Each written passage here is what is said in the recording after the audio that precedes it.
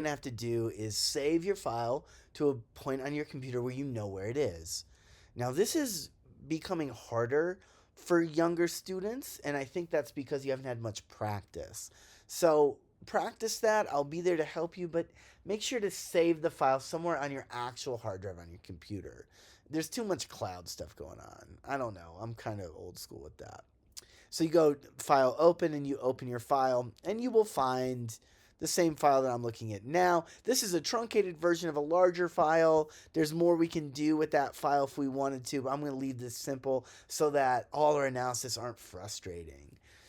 So we got that first. Now I'm going to click on my data. I want to make sure that my Hispanic only participant filter is active because that's who we're looking at. I click my analysis tab. There's a module you're going to need.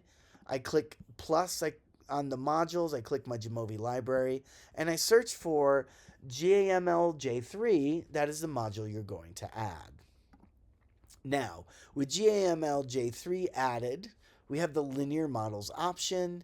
We click general linear models and obtaining your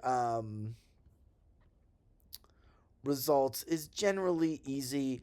If yours aren't all open like this, mine are all open automatically. I'm going to close them down just so things can be make a little bit more sense.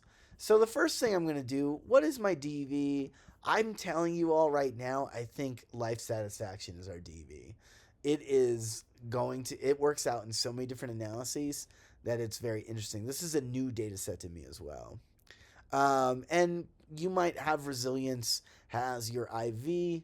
So does resilience predict life satisfaction? And that's the question. Before I look at the data, I'm going to click off partial eta squared and the estimates CI right there. But I'm going to click on BCI, beta confidence interval, because this is really all I care about. So now we can go down here and we can see what our beta is. Here is our beta of 0.17, 95 CI 0.12 to 0.23.